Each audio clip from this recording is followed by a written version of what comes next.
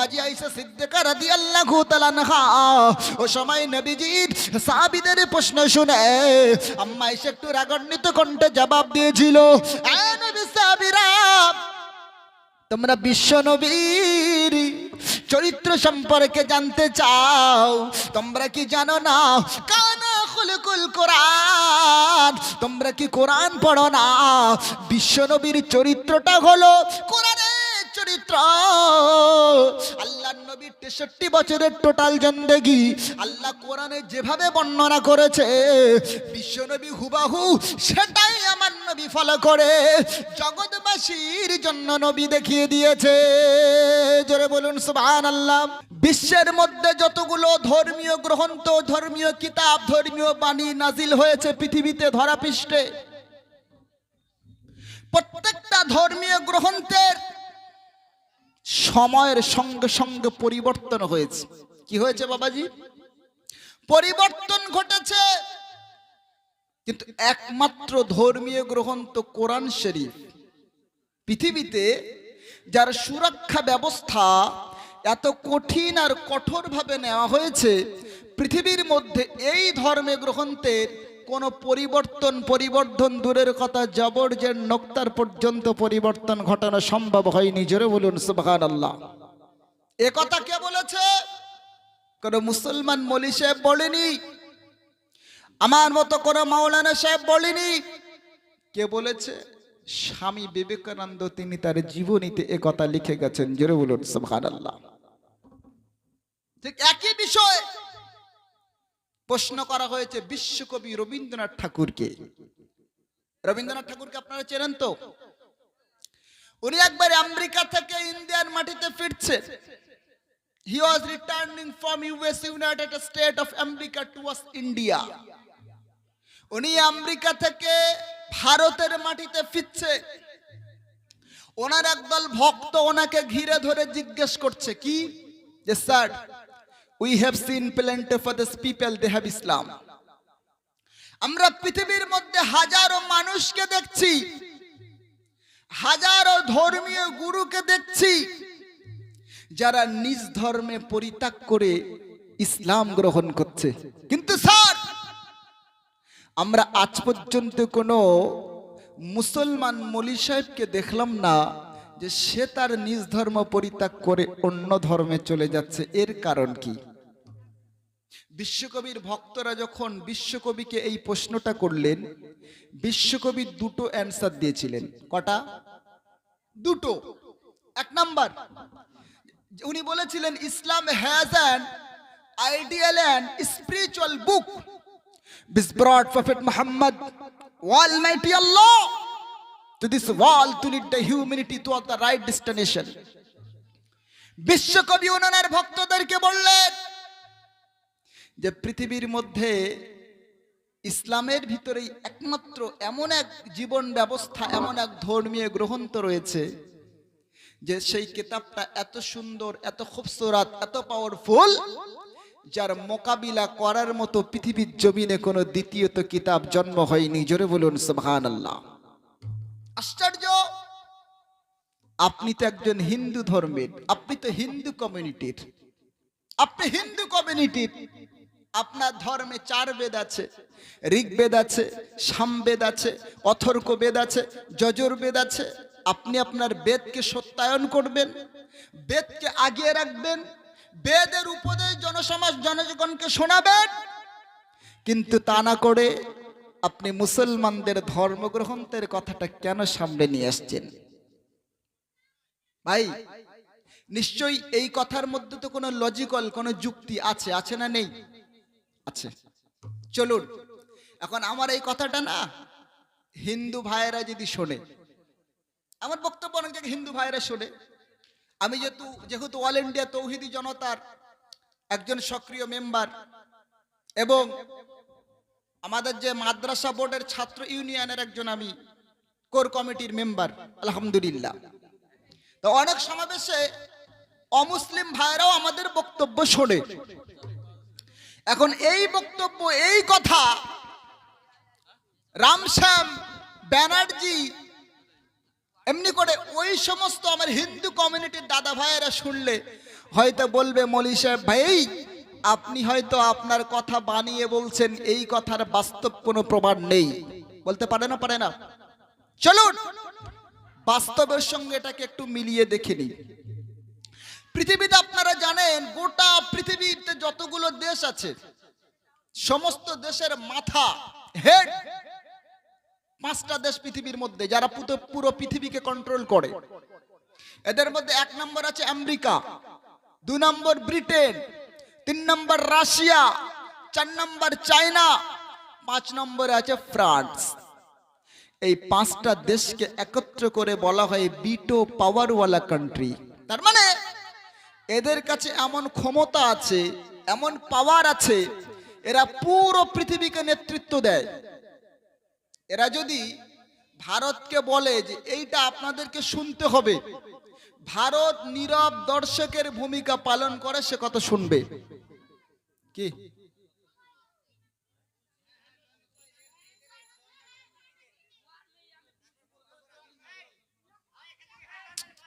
বাচ্চাটাকে এখান থেকে সরাতে হবে বাবু, অত গ্যাঞ্জাম করলে মানুষ মনক্ষুণ্ণ হচ্ছে না? কি আপনারা ভলেন্টিয়ার একটু সক্রিয় থাকতে হয়, সক্রিয় থাকতে হয়।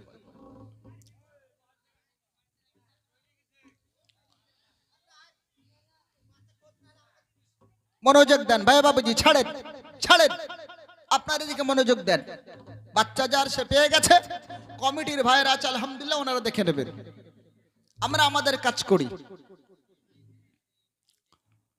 তা পৃথিবীর সবচেয়ে পাওয়ারফুল 5টা দেশের একটা দেশ হলো ফ্রান্স। এই ফ্রান্সের একজন নাবিক যার নাম হলো মুসা বুকালবে 12 বছর সমুদ্রের মধ্যে জাহাজ চালিয়েছে। কি চালিয়েছে? জাহাজ চালিয়েছে। কত বছর? 12 বছর। ভাই মানুষ যখন 12 বছর বা 20 বছর একটা চাকরিতে থাকে, চাকরির একটা সময় মানুষ রিটায়ার হয় বৃদ্ধ হয়ে গেলে। তো এই মুসা বুকালবে এ বেটা একজন খ্রিস্টানীদের ছেলে, কোনো মুসলমান না। উনি যখন রিটায়ার হয়ে গেছে, ওনার সমস্ত বন্ধুরা ওনাকে একটা একটা করে গিফট দেয়, হাদিয়া দেয়, যে বন্ধু তুমি এখান থেকে বাড়ি চলে যাচ্ছ, আর তো হয়তো দেখা হবে না, তো একটা করে গিফট দিয়ে তাকে বিদায় জানাচ্ছে। ভাই ওই জাহাজে একজন মুসলিম ছেলে ছিল যার নাম হলো আব্দুল্লাহ। কি নাম? আব্দুল্লাহ। আব্দুল্লাহ মুসলিম, মুসা বুকালবে খ্রিস্টান। মুসলিম ছেলে আব্দুল্লাহ, সৎসঙ্গে স্বর্গবাস, অসৎ সঙ্গে নরকবাস। একটা কথা আছে, আছে না নেই? মুসলিম ছেলে আব্দুল্লাহ মাড্ডা মুজাহিদ, দ্বীনের দায়ী, আল্লাহর ওয়াহদানিয়তের প্রতি দৃঢ় বিশ্বাস যার রয়েছে, যার হৃদয়ে আল্লাহর ওয়াহদানিয়তের প্রতি, আমার খোদার খোদায়ের প্রতি, রবের রবুবিয়াতের প্রতি যার ভালোবাসা আছে, ইসলামের প্রতি প্রেম আছে, দয়া আছে, মায়া আছে।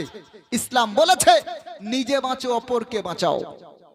নিজের বন্ধুকে আলবা মানে কি বলে খেলনা টেলনা কিছু গিফট করলো না, একটা করেছে তো করেছে কোরআনের একটা ট্রান্সলেট, দা হলি কোরআন, কোরআন শরীফের একটা ইংরেজি ট্রান্সলেট অনুবাদ সহ একটা কোরআনুল কারীমের কপি নিয়ে মুসলিম বন্ধু খ্রিস্টান বন্ধু আব্দুল্লাহর হাতে দিয়ে বলছে, in fine plenty of time to study it, please study this spiritual বুক।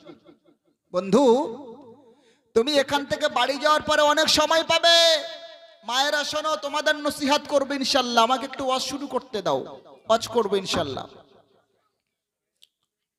মানুষ রিটায়ার হয়ে গেলে অবসরপ্রাপ্ত জীবন,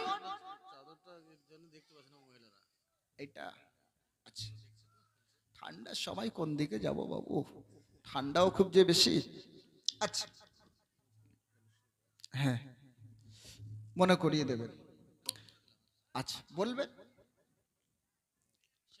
ইনশাআল্লাহ ইনশাআল্লাহ। তো খ্রিস্টানদের ছেলে মুসা বুকালবেকে বলা হলো, in fine plenty of time to study it, please study this spiritual book. বন্ধু যখন বাড়ি যাবে, অবসরপ্রাপ্ত জীবন, এখন আর কি করবে, এ দোকান ও দোকানে চা খাবে, ঘুরে বেড়াবে, আর এর বদনাম করে বেড়াবে, কে কার মেন নিয়ে পালিয়ে গেছে, কে কার মেয়ের সঙ্গে লাইন করছে সেই সব তো খুঁজবে। এক কাজ করো, বাড়ি গিয়ে আমি যে কিতাবটা দিচ্ছি কিতাবটা একটু পড়ো। সুবহানাল্লাহ বলেন, একটু সুবহানাল্লাহ বলেন, একটু মহব্বত করে বলে। খ্রিস্টানদের ছেলে মুসা বুকালবে না বাড়ি গেছে, ও এদিক ওদিক সমস্ত কাজ কমপ্লিট করে বন্ধুর দেওয়া সেই বইটার কথা মনে পড়েছে। আরে আমার মুসলিম বন্ধু আব্দুল্লাহ একটা বই দিয়েছিল, ও বইটা খুলেছে। আমরা যারা কিতাব পড়ি, কিতাব পড়নেওয়ালা যারা আছি, তারা কি করি, প্রথমে আমরা কিতাবকে লিখেছে লেখকটাকে, তার নামটা জানবার চেষ্টা করি। তো ও বেটা খ্রিস্টানীদের ছেলে, উনিও কিতাবটা কে লিখেছে লেখকের নাম খুঁজছে। আচ্ছা বলেন, কোরআনের গায়ে বা কোরআনের উপরে কোরআনের লেখকের নাম আছে এখানে না? বলেন। ও দেখছে কোরআনের গায়ে কোনো কোরআনের লেখকের নাম নেই, কিতাবের লেখকের নাম নেই, বলকে সেখানে আছে যালিকাল কিতাবু লা রাইবা ফি। জগৎবাসী, পৃথিবীবাসী তোমরা শোনো, এই কিতাব হলো সেই কিতাব যেই কিতাবের ভিতরে সত্য বা সন্দেহের কোনো অবকাশ নেই। জোরে বলুন সুবহানাল্লাহ। আমরা মুসলমান, শুনে খুশি হলাম, সুবহানাল্লাহ বললাম। কিন্তু খ্রিস্টানদের ছেলে মুসা বুকাল বাবাটা একটু রাগান্বিত হলো। আরে এ কি রে, পৃথিবীতে যত কিতাব পড়েছি, পৃথিবীতে যত বই পড়েছি, সব লেখক তার লেখার সূচনাতে, ইন্ট্রোডাকশনে, ভূমিকাতে, ফরহেডে লিখে দেয়। আরে আমার লেখাতে পাঠক বন্ধু ভুল থাকতে পারে, পাঠক হৃদয়ের মাঝে যদি আমার লেখা কিতাবের কোনো ভুল তোমাদের চোখে ধরা পড়ে তো আমাকে বলে দিও, পরবর্তী প্রকাশনার সময় সংশোধন করে নেব। আরে কত বড় লেখক যে কিতাব লিখচার শুরুতেই ঘোষণা করছে, আরে আমার এই কিতাব সেই কিতাব যে কিতাবের ভিতরে সত্য বা সন্দেহ তো দূরের কথা, ভুল তো দূরের কথা, সামান্য পর্যন্ত কোনো সংশয়ের জায়গা কিতাবের ভিতরে নেই। জোরে বলুন সুবহানাল্লাহ। ও খ্রিস্টানদের ছেলে মাথা গরম হয়ে গেছে, বলে দেখি কোরআনের মধ্যে কোনো ভুল আছে কিনা। কোরআনের ভুল খোঁজার জন্য আল্লাহর কোরআনের পৃষ্ঠা আলগা করেছে। দেখি একটা মানুষের যে বিষয়ে অভিজ্ঞতা থাকবে না, ও সেই বিষয়টা জানবার চেষ্টা করবে। ও তো সমুদ্রে ছিল 12 বছর, তো বলছে দেখি সমুদ্র সম্পর্কে এই কিতাবের ভিতরে কিছু আছে কিনা। মুসলমান ঘরের ছেলেরা মনে রাখুন, খ্রিস্টানীদের ছেলে মুসা বুকালবে আল্লাহর কোরআনের ভুল খোঁজার জন্য, ভুল ধরার জন্য আল্লাহর কোরআনটা যখন আলগা করেছি, সমুদ্র সম্পর্কে কোরআন কি কোনো তথ্য দিয়েছে দেখি না গো। আল্লাহর কোরআনটা যখন খুলেছে, ওই কোরআনের ভিতরে এমন একটা আয়াত পেয়ে গেল যে আয়াতটা আমার আল্লাহ তাআলা সমুদ্র সম্পর্কেই তথ্য প্রদান করেছে। জোরে বলুন সুবহানাল্লাহ। একটু ঈমান আওয়াজ দিয়ে বলা যাবে না? এ মুসলমানেরা, আরবি আয়াতটা শোনেন। আল্লাহ পাক কোরআনের ভিতরে ঘোষণা করে দিয়েছে, যুলুমাতুম বা'দুহা ফাওকা বা'দ হাত্তা ইদা আখরাজা ইয়াদাহু লাম ইয়াকাদ ইয়ারাহা ওয়া মান লাম ইয়াজআলিল্লাহু লাহু নূর ফামা লাহু মিন নূর। আল্লাহর কোরআনের বর্ণনা, আল্লাহর কোন স্টেটমেন্ট বন্ধু, আল্লাহর কোরআন জানিয়ে দিয়েছে পৃথিবীর ভিতরে যখন করে মানুষ সমুদ্রের মধ্যখানে থাকে, তার মাঝে যখন পানি প্রচন্ড পরিমাণে স্রোত চলতে থাকে, তার উপরে যখন আকাশ মেঘাচ্ছন্ন থাকে, তাহলে পরিস্থিতি তিনটা আল্লাহ বর্ণনা করেছে। কটা? 1 নম্বরে আকাশ মেঘাচ্ছন্ন, তার উপরে আপনার রাতের একটা অন্ধকার। 3 নম্বরে পানি প্রচন্ড পরিমাণ স্রোত চলতে থাকে।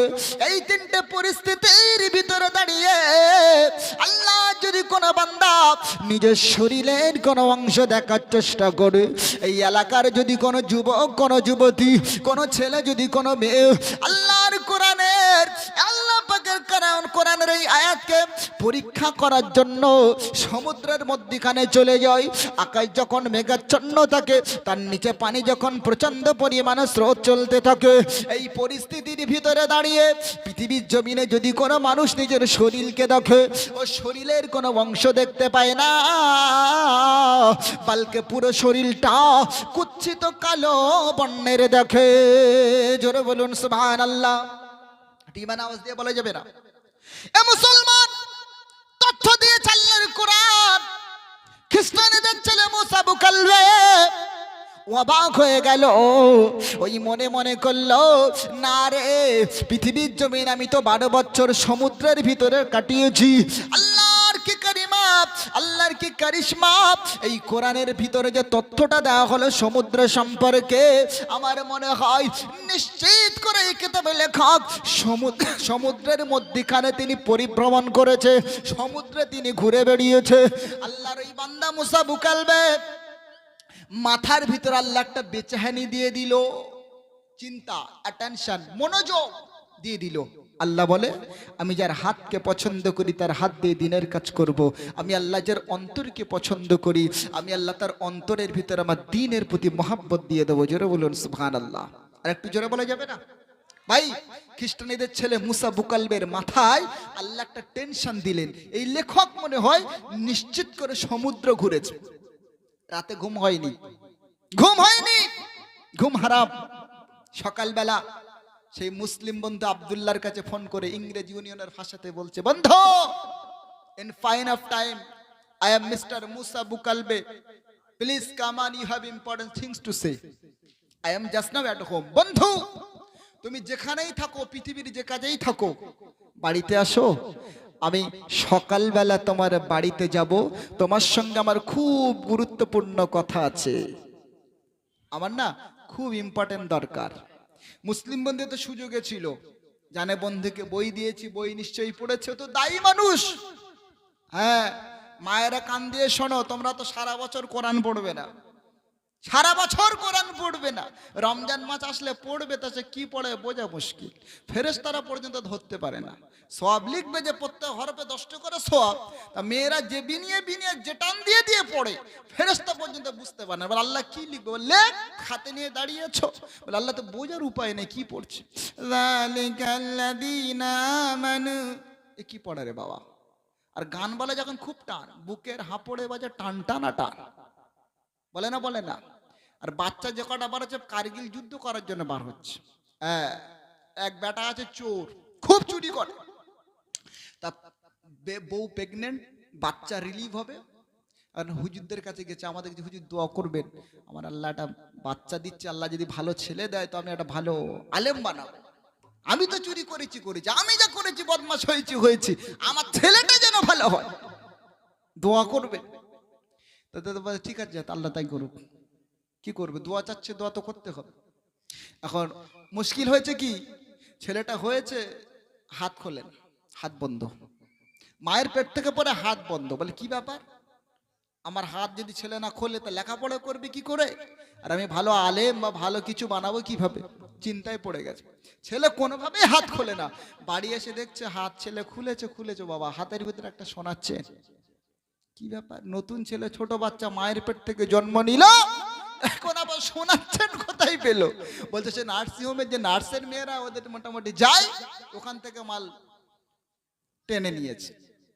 তাহলে বোঝেন, তাহলে আপনি হবেন মদখোর, আপনি হবেন সুদখোর, আপনি হবেন বেনামাজি, কোরআনের প্রতি মহব্বত নেই, ইসলামের প্রতি মায়া নেই, ত্যাগ নেই, আর আপনার ছেলেগুলো, আপনার পরের জেনারেশনগুলো আল্লাহর ওলি হবে। মানে বুড়ো বয়সে ওয়াজ করতে গেলে হুজুর খালি বাপ মা ওয়াজ করেন, ভাত দেয় না, যেখানে যায় একই অভিযোগ, বুড়োরা এসে খালি কাঁদবে, বুড়িরা কাঁদবে, ভাত দেয় না, তো দেবে কোত্থেকে? তুমি তোমার ছেলেকে দিন শিক্ষা দিয়েছো, তোমার নিজের আছে দিনের প্রতি দরদ, তুমি জানো না মুহাম্মদুর রাসূলুল্লাহ সেই ব্যক্তিত্ব, নিজের ছেলেকে তুমি ভ্যান চালাতে দিয়েছো, টোটো চালাতে দিয়েছো, কাজ শিখিয়ে দিয়েছো, পৃথিবীর শিক্ষায় শিক্ষিত করেছো, একবার ভাবলে না মুহাম্মদ সাল্লাল্লাহু আলাইহি সাল্লাম তিনি ছিলেন, হি ওয়াজ দা আনএডুকেটেড পারসন, পৃথিবীর মধ্যে আনপ্যারালাল অসাধারণ ব্যক্তিত্ব, যাকে বলা হয় উম্মি নবী, যে নবী মুহাম্মদুর রাসূলুল্লাহ টোটাল জীবনে লেখাপড়া নবী করেননি।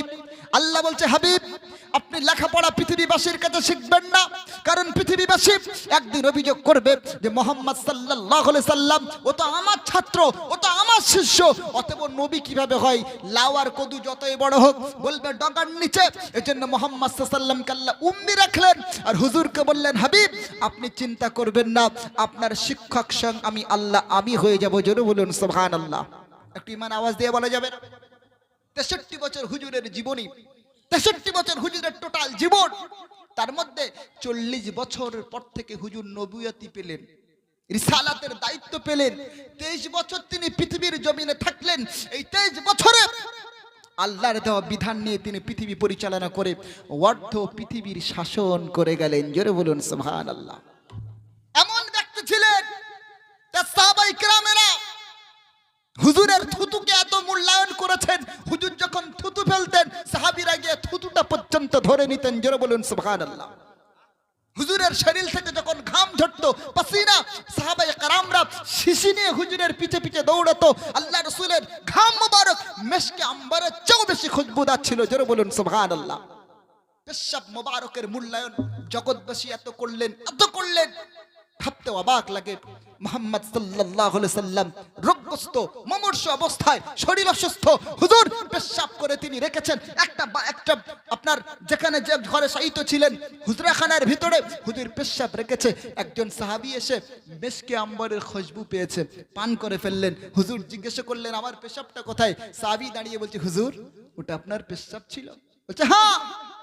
বলে হুজুর আমি তো বুঝতে পারি নাই পেশাব এত খুশবুদার হয়। আরে আমি পেশাবটা পান করে ফেলেছি। সুবহানাল্লাহ বলেন। হুজুর বললেন সাহাবী শোনো, তুমি না জানতে আমার পেশাব যখন পান করে ফেলেছো, আমি দোয়া করছি আল্লাহ তোমার বংশে, তোমার নসলে, তোমার খানদানে যত বাচ্চা জন্মবে প্রত্যেকটা বাচ্চাকে আল্লাহর রোগ মুক্ত, পেটের রোগ থেকে মুক্ত করেই আল্লাহ তাদেরকে পৃথিবীর জীবন পরিচালনা করার সুযোগ দান করবে। জোরে বলুন সুবহানাল্লাহ। এটাই ছিল হুজুরের জীবন। বাবাজি আমরা পৃথিবী কামাতে ব্যস্ত, মুহাম্মদ সাল্লাল্লাহু আলাইহি ওয়াসাল্লামের সোনার সাহাবীরা, তাদের আদর্শ, তাদের ইখলাস। আমরা কথা বললে 4টে মিথ্যা কথা বলি, 5টা কথা যদি এক জায়গায় বসে বলি 5টা মিথ্যা কথা, ভেতর বাইরে আলাদা। মানুষের সামনে এক, পিছনে আর এক। গীবত করতে খুব পছন্দ করি, একে অন্যের সমালোচনা করতে খুব পছন্দ করি, অপরের দিকে অন্যের দিকে আমল তুলি, কিন্তু একবার ভেবে দেখি না অপরের দিকে একটা আমল তুললে নিজের দিকে কটা আসে? কটা আসে? 4টে আমল আসে। 4টে আছে। তুমি লোকের দোষ ধরছো, লোককে খারাপ বলছো, লোকের বদনাম করছো, নিজেরটা নিজে ভেবে দেখো তুমি ঠিক আছো তো? হাদিস বিবরণ দিয়েছে সালাসুল আয়াত লিল মুনাফিকি, মুনাফিকের 3টে আলামত। বাবাজি কথা বললে মিথ্যা বলে, ইজা হাদাসা কাযিবা ওয়া ইজা ওয়াদা আখলাফা, ওয়াদা করলে খিলাফ করে, জি আমানত রাখলে খিয়ানত করে। এখানে বসে আছেন, বলেন আপনারা কেউ আপনার বাপ মায়ের, মরা ভাইয়ের, মরা বাপের গোশ খেতে পছন্দ করবে? জোরে বলেন করবেন? হাদিস বলছে অন্যের সমালোচনা করা আর নিজের মরা বাপ মায়ের গোশ খাওয়া দুটো সমান সমান। মানুষের নামে খারাপ কথা বলার আগে, খারাপ ধারণা করার আগে, নিন্দা করার আগে 10 বার ভাববেন। মায়ের নবী মুহাম্মদুর রাসূলুল্লাহ শিক্ষা আপনাদেরকে দিয়ে যায়নি শুধু প্যান কার্ড, আধার কার্ড, ভোটার কার্ড। মুসলমান, মুসলিমের ছেলে, জন্ম নিয়েছেন, মুসলমান হয়েছেন, সৌভাগ্য আপনার। আল্লাহ আপনার কিসমতকে বড় করেছেন, সৌভাগ্যবান করেছেন, শ্রেষ্ঠ ব্যক্তিত্বদের অনুসারী করেছেন। এটাকে মূল্যায়ন করা দরকার। মনে রাখবেন যেদিন মায়ের পেট থেকে জন্ম নিয়েছেন সেদিন থেকে আজ পর্যন্ত প্রত্যেকটা সেকেন্ড আপনি কবরের দিকে ধাবিত হচ্ছেন, প্রত্যেকটা মুহূর্ত আপনি কবরের দিকে এগিয়ে যাচ্ছেন। বলে উঠতি বয়সে যুবকরা ফুর্তি করছে, বলে না? বলে না? বয়স কখনো উঠতি হয়? এটা বিবেক দিয়ে বলেন।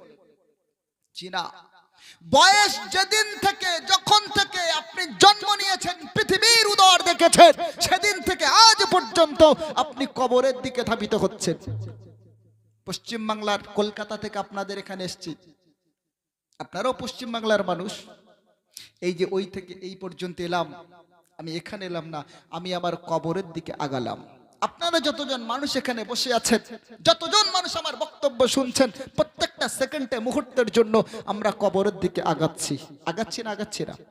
একজন কবি বলেছেন, हो रही है उमर मिसल बर्फ का, चुपके चुपके रफ्ता रफ्ता दम बदाम।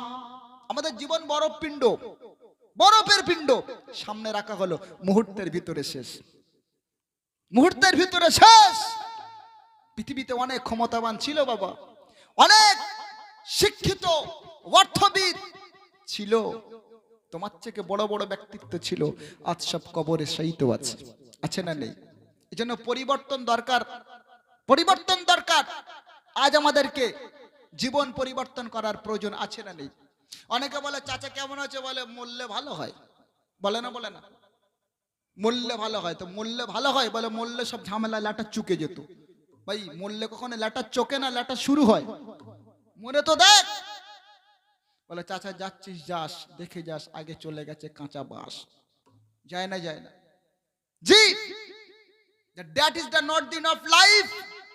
মৃত্যু আপনার জীবনের শেষ নয়, that is the beginning of a new life. মৃত্যু আপনাকে নতুন এক জীবনে নিয়ে যাবে, that is the beginning of A real life. মৃত্যু আপনাকে আসল জীবনে নিয়ে যাবে। এই জীবনে যারা যে অবস্থায় আছি, সব পরীক্ষার হলে আছি, পরীক্ষা দিচ্ছি, রেজাল্ট ওখানে পাবো। ভেবে তুমি একবার দেখো, মুসলমানের ছেলে, মৃত্যুর কখনো বয়স হয় না। ভাবছো তুমি যুবক আছো, ভাবছো তুমি শক্তিবান আছো, ভাবছো তুমি সামর্থ্যবান আছো, হয়তো এখন মরার অনেক বাকি না গো আল্লাহর বান্দা। তোমার থেকেও কত যুবক মানুষ কবরে তারা চলে যাচ্ছে। আর কবর সেই জায়গা, যে জায়গায় 100 জন গেলে 99 জন ফিরে আসবে, 1000 জন গেলে 999 জন ফিরে আসবে। একাকী তোমাকে কবরে যেতে হবে, একাকী তোমাকে কবর নেবে। কথা ঠিক না ভুল? রাসূল পাক সাহাবীরা আম্মা জি আয়েশা সিদ্দিকা রাদিয়াল্লাহু তাআলা আনহাকে জিজ্ঞাসা করলেন, ইয়া রাসূলুল্লাহ, ইয়া হাবিবাল্লাহ, হুজুর, আল্লাহর নবী সাহাবীরা আল্লাহর নবী সম্পর্কে জিজ্ঞাসা করার জন্য আম্মা আয়েশা সিদ্দিকা রাদিয়াল্লাহু তাআলা আনহার কাছে চলে গেলেন। ও নবীজি, আম্মা জি, উম্মাহাতুল মুমিনিন, আপনি দয়া করে বলবেন, আমরা বিশ্ব নবীর বাইরের চরিত্র সম্পর্কে অবগত। আমরা জানি হুজুরের থেকে মহান ব্যক্তিত্ব পৃথিবীর জমিনে নেই, হুজুরের থেকে শ্রেষ্ঠ ব্যক্তিত্ব পৃথিবীর জমিনে নেই। ওগো আম্মাজি, উম্মাহাতুল মুমিনিন, আপনি কি দয়া করে বলবেন, আমরা তো হুজুরের বাইরের জীবন সম্পর্কে অবগত রয়েছি, কিন্তু না হুজুরের ঘরের জীবন সম্পর্কে আমরা তো অবগত নাই। আমার নবী ঘরের ভিতরে তোমাদের সঙ্গে কেমন ব্যবহার করে, আমার নবী ঘরের ভিতরে তোমাদের সঙ্গে কেমন আচরণ করে। আম্মা জি আয়েশা সিদ্দিকা রাদিয়াল্লাহু তাআলা আনহা ও সময় নবীজির সাহাবীদের প্রশ্ন শুনে আম্মা আয়েশা একটু রাগান্বিত কণ্ঠে জবাব দিয়েছিল, এ নবী সাহাবীরা, তোমরা বিশ্ব নবীর চরিত্র সম্পর্কে জানতে চাও, তোমরা কি জানো না কানা খুলকুল কোরআন, তোমরা কি কোরআন পড়ো না? বিশ্ব নবীর চরিত্রটা হলো কোরআনের চরিত্র। আল্লাহর নবীর 63 বছরের টোটাল জিন্দেগি আল্লাহ কোরআনে যেভাবে বর্ণনা করেছে, বিশ্ব নবী হুবাহু সেটাই আমার নবী ফলো করে জগৎবাসীর জন্য নবী দেখিয়ে দিয়েছে। জোরে বলুন সুবহানাল্লাহ। আর একটু জোরে বলা যাবে না? তাই নবী পৃথিবীর জমিনে এসে বললেন, আনা বুইস্তু মুআল্লিমান, এই জগৎবাসী শোনো, আমি নবী মুহাম্মদুর রাসূলুল্লাহ এই পৃথিবীর জমিনে তোমাদের জন্য আমি নবী শিক্ষক স্বরূপ প্রেরণ হয়েছি।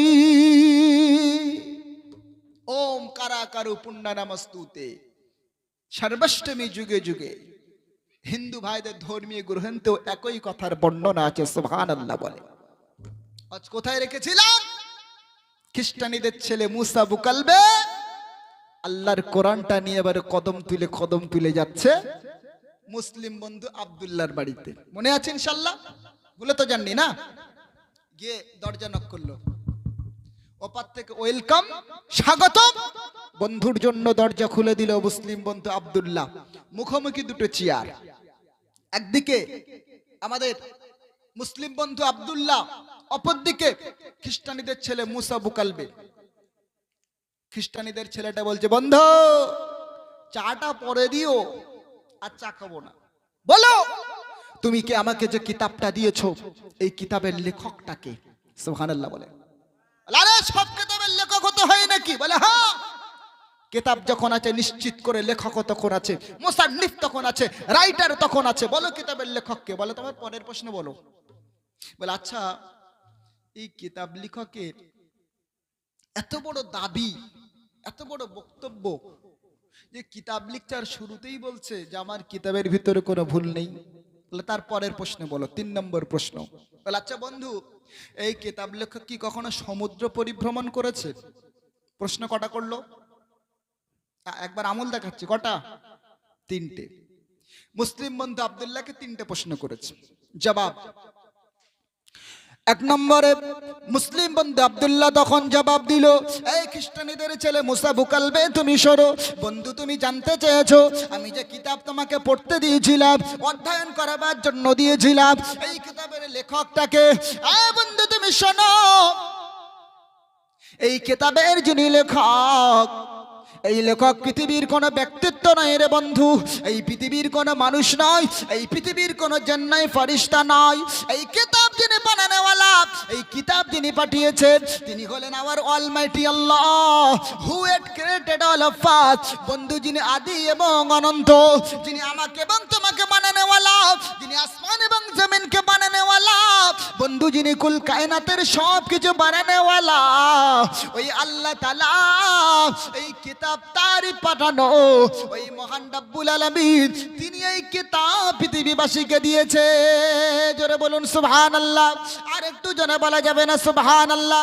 2 নম্বরে প্রশ্ন করেছে, বন্ধু তুমি বলো না গো, এই কিতাব কি এই কিতাব লেখক কি এত বড় দাবি, এত বড় বক্তব্য, উনি কিতাব লিখেছেন আর শুরুতেই বলতেছেন আমার কিতাবের ভিতরে ভুল থাকা তো দূরের কথা, সন্দেহের অবকাশ পর্যন্ত নাই।